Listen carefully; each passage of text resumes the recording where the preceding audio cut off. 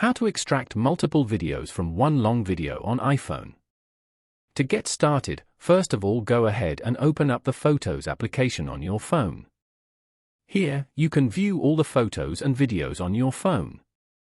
Find and open the video you want to edit from here. Then, go to the bottom panel and tap on the edit icon as shown.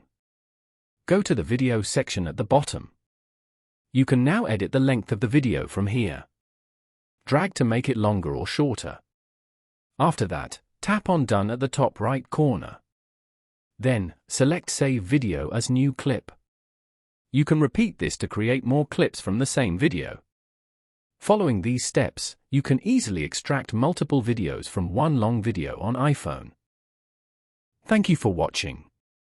Please leave a like if this tutorial helped you, or leave a comment below if you have any questions related to the video.